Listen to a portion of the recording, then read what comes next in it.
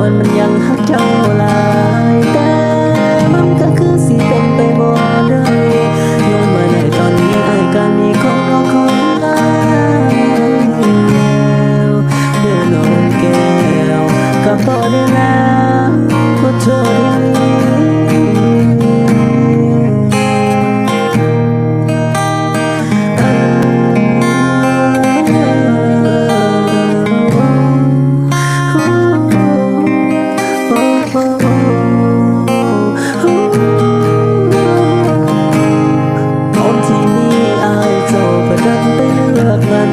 เป็นยังคือบ่ใส่ใจตอนที่เฮานั้นมีกันปล่อยให้อ้ายน้ำตาไหลแล้วเจ้าก็ไปกับเขา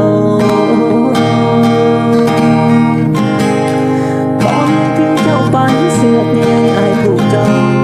ก็ยังเห็นเจ้าบ่ได้ย้อนเบิดใจแล้วเด้อน้องอ้ายก็ได้แค่เดียวมอง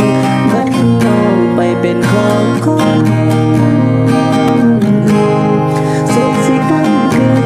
มันดึงเอาทางตาบ่ได้เอานะคือน้ำตาที่สูงพาเข้ามาถูกมาโยงฝันสั้นนั้นบูอยู่บ่ไหวก็ต้องแฟนเก่าที่เลิกลาแล้วกันไป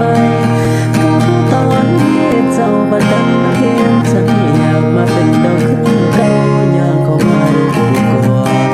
ใจของอ้ายสั่นก็ย้อนมันยังหักเจ้าหลายแต่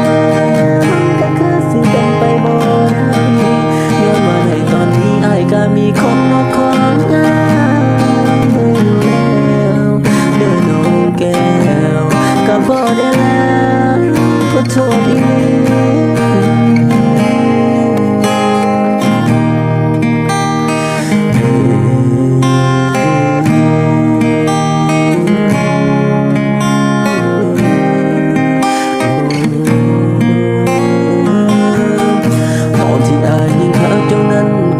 สนใจ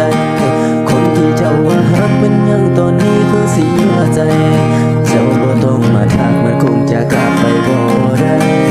ตอนที่อ้ายบ่ทักแต่เจ้าบัดกลับมาสนใจเมื่อก่อนที่เฮามีกันตัวเจ้านั้นน่าบ่เคยแลว่าที่เขานั้นทิ้งมาแล้วตอนนี้นั้นคือพันแปรเมื่อก่อนที่เฮาคบกันก็บอกแต่เลยหักแท้ไอ้คิดแต่เลยตอนนั้นคนที่หักจริงก็คือแม่เจ้าบ่ต้องมาบอกว่าฮักมันว่าห่วงในตอนนี้เมื่อก่อนที่เฮายังหักใส่ว่าสิดูแลกันดีตัวคอยนั้นเลิกกับเจ้าเวลาก็ผ่านมาเป็นปีมื้อนี้เจ้าทำเป็นฮักและอยากจะกลับมาคืนดี Everything is fake สิ่งที่เจ้าทำมันเอิ้นว่าเฟกคนที่เจ้าไปที่บ่ตรงสเปคแต่เป็นยังมาตอนนี้เจ้าก็ try to make me cry ตอนนั้นมันคงสิเป็นควายได้จำเป็นกูต้องปล่อยเจ้าไปให้เจ้านั้นไปกับเขาคนที่เจ้าเลือกตอนนั้นไอ้แค่ตอนนั้นง่ายลงสุดท้ายก็เป็นคนที่เจ้าบ่เคยหัวซาทุ่มเทให้เจ้าปานนั้นแต่เจ้าบ่เคยคุ้มค่าบ่เคยอยู่ในสายตาของเจ้าเลยแม่นบ่มีแค่เพียงหาเจ้าบอกมันบ่พอโอ้เฮาน้อละน้อว่า